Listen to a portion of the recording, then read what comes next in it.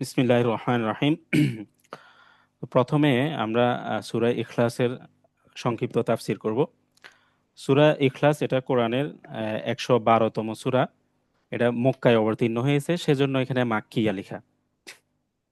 বিসমিল্লাহির রহমানির রহিম। তো এই কোরআনটা কোরআনের খুব সংক্ষিপ্ত একটা সূরা, কিন্তু অনেক বেশি অর্থবহ ও গুরুত্ববহ একটি সূরা। এটি মক্কায় অবতীর্ণ হয়েছে এবং এর মধ্যে রয়েছে মোট 4টি আয়াত। এটা শানে নুজুল হলো, শানে নুজুল মানে হচ্ছে অবতীর্ণ, যে কারণে অবতীর্ণ হয়েছে, মানে অবতীর্ণ হওয়ার প্রেক্ষাপটকে শানে নুজুল বলা হয়। ইবনে আব্বাস রাদিয়াল্লাহু থেকে বর্ণিত, আহ কুরাইশরা রাসূলুল্লাহ সাল্লাল্লাহু আলাইহি ইসলামকে একবার প্রশ্ন করলো, হে মুহাম্মদ, তোমার রবের বর্ণনা দাও, তার বংশ পরিচয় কি? হুজুর পাক সাল্লাল্লাহু আলাইহি ইসলামকে এসে তারা প্রশ্ন করলো, হে মুহাম্মদ, তোমার রবের বর্ণনা দাও, তার বংশ পরিচয় কি? তখন এর জবাবে আল্লাহ সুবহানাহু ওয়া তাআলা তাদের এই প্রশ্নের জবাবে এই সূরাটা অবতীর্ণ করেন। তো প্রথম আয়াত হলো কুল হুয়াল্লাহু আহাদ, অর্থ হলো বলুন। কুল মানে হলো বলুন, হুয়াল্লাহু আহাদ, তিনিই আল্লাহ, তিনি আল্লাহ, যিনি আহাদ, একক, এক। আল্লাহুস সমাদ, যিনি এক, অদ্বিতীয়। আল্লাহুস সমাদ, যিনি অমুখাপেক্ষী। লাম ইয়ালিদ, তিনি কাউকে জন্ম দেননি। ওয়ালাম ইউলাদ, এবং তাকেও কেউ জন্ম দেননি। ওয়ালাম ইয়াকুল্লাহু কুফুয়ান আহাদ, এবং তার সমতুল্য কেউ নেই। তো কুল হুয়াল্লাহু আহাদ, আল্লাহ হলো এক এবং অনন্য, তার কোনো অংশীদার নেই। আল্লাহুস সমাদ, এখানে আহাদের অর্থ হলো একমাত্র বুঝায়। আহাদ শব্দটি একমাত্র বুঝায়, মানে তিনি অদ্বিতীয়, যিনি তুলনাহীন, একমাত্র তিনিই আল্লাহ। আল্লাহুস সমাদ, সমাদ মানে হলো অমুখাপেক্ষী। সমাদ অর্থ এমন সত্তা যিনি কারো মুখাপেক্ষী নন, বরং সকল সৃষ্টি তার মুখাপেক্ষী। তিনি খুবই নির্ভরযোগ্য, অভাবমুক্ত এবং পরিপূর্ণ। তাহলে আল্লাহুস সমাদ, আল্লাহ অমুখাপেক্ষী। সামাদ অর্থ হলো এমন সত্তা যিনি কারো মুখাপেক্ষী নন, বরং সকল সৃষ্টি তার মুখাপেক্ষী। তিনি খুবই নির্ভরযোগ্য, অভাবমুক্ত, তার কোনো অভাব নেই, কারো কাছে চাইতে হবে না, এবং তিনি স্বয়ং সম্পূর্ণ, পরিপূর্ণ। লাম ইয়ালিদ ওয়ালাম ইউলাদ, তিনি কাউকে জন্ম দেননি এবং তাকেও কেউ জন্ম দেয়নি। তিনি হলো তিনি সৃষ্ট নয়, তিনি সৃষ্টি করেন। তাই সন্তান ধারণের ধারণা, ওনার ব্যাপারে যে সন্তান ধারণের একটা ধারণা, সেটাও প্রযোজ্য নয়। লাম ইয়ালিদ ওয়ালাম ইউলাদ বলে তিনি এই আয়াত দিয়ে খ্রিস্টানদের ঈসা আলাহ ইসলামকে আল্লাহর পুত্র বলা। খ্রিস্টানরা ঈসা আলাহ ইসলামকে নাউজুবিল্লাহ আল্লাহ তাআলার পুত্র সাব্যস্ত করে, এবং মুশরিকরা ফেরেশতাদেরকে আল্লাহ তাআলার কন্যা বলে। তো এই দুইটা আহ, অপবাদের খণ্ডন করা হয়েছে লাম ইয়ালিদ ওয়ালাম ইউলাদ বলে। খ্রিস্টানরা ঈসা আলাহ ইসলামকে আল্লাহ তাআলার পুত্র বলে, এবং মুশরিকরা ফেরেশতাদেরকে আল্লাহ তাআলার কন্যা বলে। সেজন্য এখানে বলা হয়েছে লাম ইয়ালিদ ওয়ালাম ইউলাদ, তিনি কাউকে জন্ম দেননি এবং তাকেও কেউ জন্ম দেননি। ওয়ালাম ইয়াকুল্লাহু কুফুয়ান আহাদ, তার সমতুল্য কেউ নন, কেউ নেই। আল্লাহর কোনো তুলনা বা সমকক্ষ কেউ নেই, তিনি অদ্বিতীয়। এটা হলো সূরা ইখলাসের সংক্ষিপ্ত তাফসীর। এখানে সূরা ইখলাসের ফজিলত কি? এটা হলো তাওহীদের সারাংশ একটা সূরা। এই সূরাটি আল্লাহ তাআলার একাত্মবাদের সারসংক্ষেপ। তিনি যে এক, সেটা সারসংক্ষেপ এই সূরার মধ্যে বর্ণনা করা হয়েছে। এটি তাওহীদের মূল আকীদা তুলে ধরে। আল্লাহ তাআলার একাত্মবাদের মূল আকীদা এই সূরায় ভালোভাবে তুলে ধরে, মানে সংক্ষেপে। এই সূরা হলো কোরআনের 1/3 সমান। রাসূলুল্লাহ সাল্লাল্লাহু আলাইহি ওয়াসাল্লাম বলেছেন, তোমাদের কেউ কি এক রাতে 1/3 কোরআন পড়তে অক্ষম? একজন সাহাবী জিজ্ঞেস করলেন এই কথা শোনার পর, হে আল্লাহ রসুল সাল্লাল্লাহু আলাইহি ইসলাম, কে তা পারবে? মানে কেউ কি তা পারবে? কারো পক্ষে কি তা সম্ভব? রসুল্লাহ সাল্লাল্লাহু আলাইহি ইসলাম বললেন, কোরআনের 1/3 সমান হলো কুল হুয়াল্লাহু আহাদ, এই সূরাটি। সুতরাং কেউ যদি এই সূরাটি একবার পড়ে, তাহলে সে কোরআনের 1/3 সমান পড়ল। আর যদি 3বার পড়ে, পুরা কোরআন পড়ার একটা সোয়াব সে পাবে। সেজন্য আমরা সূরা ইখলাসটা বেশি বেশি পড়তে পারি। এরপর হলো জান্নাত লাভের উপায়। এক সাহাবী আম, এই সূরাটি খুব ভালোবাসতেন। মানে এই সূরাটি ভালোবাসতেন এবং ঘন ঘন তিনি পাঠ করতেন। রসুল্লাহ সাল্লাল্লাহু আলাইহি ইসলাম বলেন, তুমি যাকে ভালোবাসো আল্লাহ তোমাকে তার সঙ্গে জান্নাতে রাখবেন। মানে এই সূরাটি তিনি বেশি বেশি পড়তেন। রসুল্লাহ সাল্লাল্লাহু আলাইহি ইসলাম যখন খেয়াল করেছেন, তখন এই কথাটা বলেছেন, তুমি যাকে ভালোবাসো আল্লাহ তোমাকে তার সঙ্গে জান্নাতে রাখবেন। অর্থাৎ এই সূরার কারণে তিনি জান্নাত পাবেন। যেহেতু এই সূরাও জান্নাতে থাকবে, কোরআন জান্নাতে থাকবে, সেজন্য উনিও জান্নাতে থাকবেন। রসুল্লাহ সাল্লাল্লাহু আলাইহি ইসলাম এটা পাঠ করতেন বেশি বেশি, নামাজের পরে পাঠ করতেন, ঘুমানোর সময় পাঠ করতেন। হাদিসে এসেছে ঘুমানোর আগে সূরা ইখলাস, সূরা ফালাক ও সূরা নাস পাঠ করে হাত দিয়ে শরীর মুছে নেওয়া রসুল্লাহ সাল্লাল্লাহু আলাইহি ইসলামের সুন্নাত ছিল। উনি সব সময় এটা করতেন।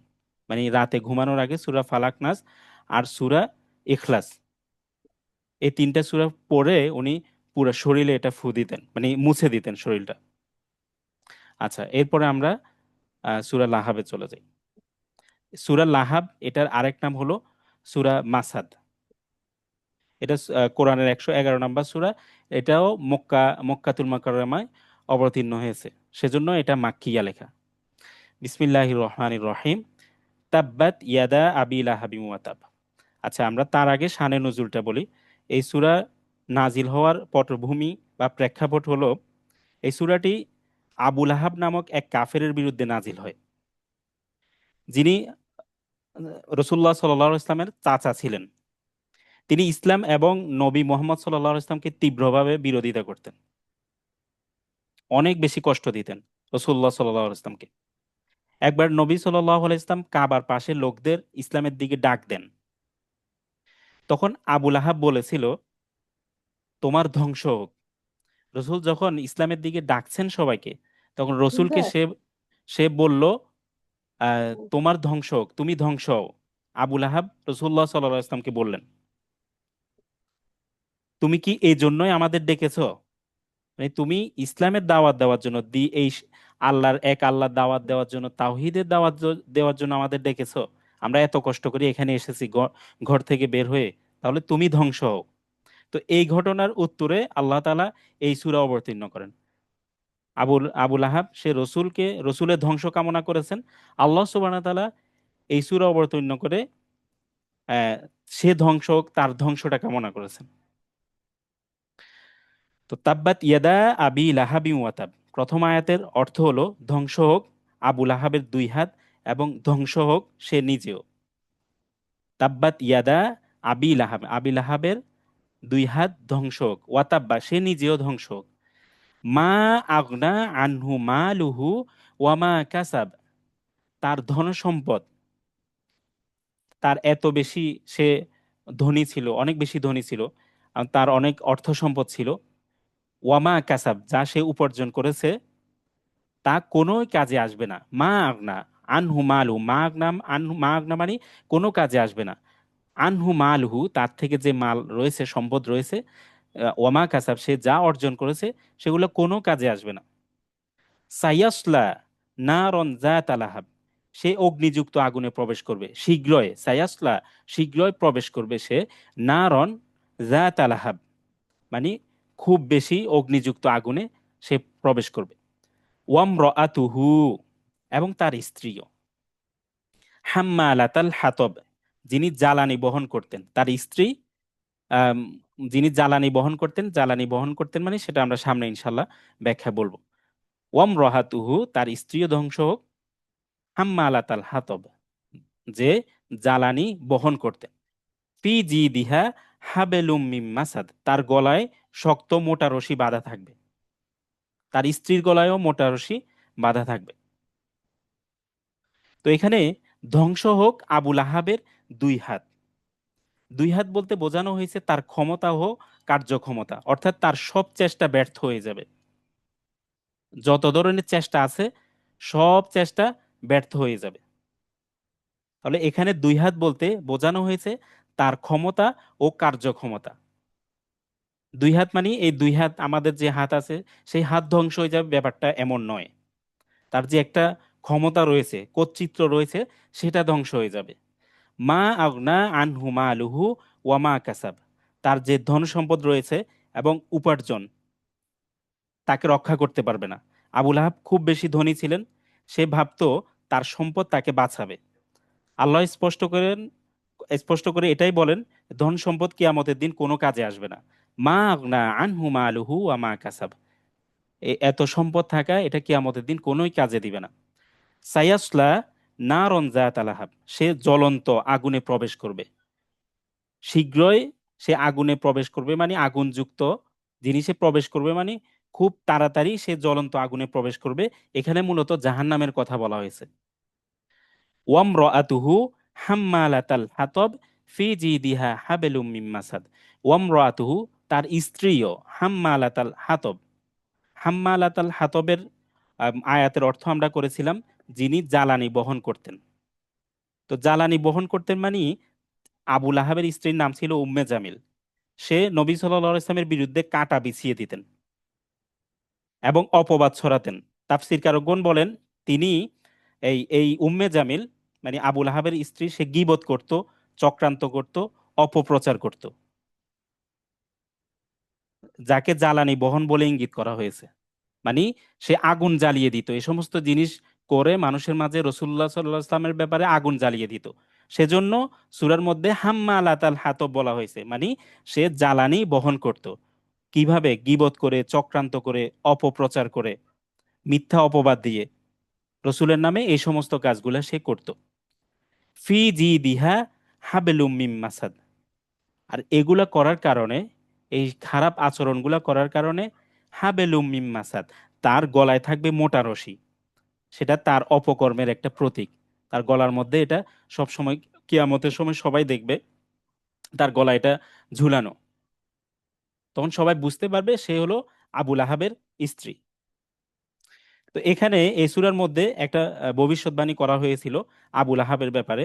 এই সূরায় ভবিষ্যৎবাণী করা হয়েছে আবুল আহাব ইসলামের বিরুদ্ধে মারা যাবে, মানে সে ইসলাম গ্রহণ করবে না। সে বহু বছর জীবিত ছিল কিন্তু ইসলাম গ্রহণ করেনি। আসলে সে ইসলাম গ্রহণ করেনি, এটাই কোরআনের একটা অলৌকিকতা। মানে তার সম্পর্কে একটা ভবিষ্যৎবাণী দিয়েছে, সেটাই বাস্তব হয়েছে। সে ইসলাম গ্রহণ করবে না বলছে, আসলে সে ইসলাম গ্রহণ করেনি। অনেক বছর, অথচ অনেক বছর সে জীবিত ছিল। এখানে আমরা শত্রুদের কিছু পরিণতি দেখতে পাই। যারা হক থেকে, সত্য থেকে মুখ ফিরিয়ে নেয় এবং অহংকারে সত্যকে অস্বীকার করে, তাদের কি পরিণতি হয় সেটা আমরা এই সূরায় পরিষ্কারভাবে দেখতে পেয়েছি। তারপর হলো দুনিয়াবি যে শক্তি, যাদের কাছে দুনিয়াবি শক্তি আছে, এটা আসল নির্ভরতা নয়। এই সূরায় এটাই বোঝানো হয়েছে সম্পদ ও পদমর্যাদা আল্লাহর সামনে কোনো কাজে আসে না। আমার সম্মান আছে, অনেক বড় পদ আছে, অনেক বেশি টাকা পয়সা আছে, অনেক ক্ষমতা আছে, অনেক কর্তৃত্ব আছে, আসলে এগুলা আল্লাহ তাআলার কাছে কিছু নয়, কোনো কাজে আসবে না। আল্লাহ তাআলার কাছে একমাত্র কাজে আসবে সেটা হলো তাকওয়া। ইন্না আক্রমাকুম, কোরআনের আরেকটি আয়াত আছে, ইন্না আক্রমাকুম ইনদাল্লাহি আতকাকুম। আল্লাহ সুবহানাহু ওয়া তাআলা তোমাদের সম্মানিত করেছেন তাকওয়ার মাধ্যমে।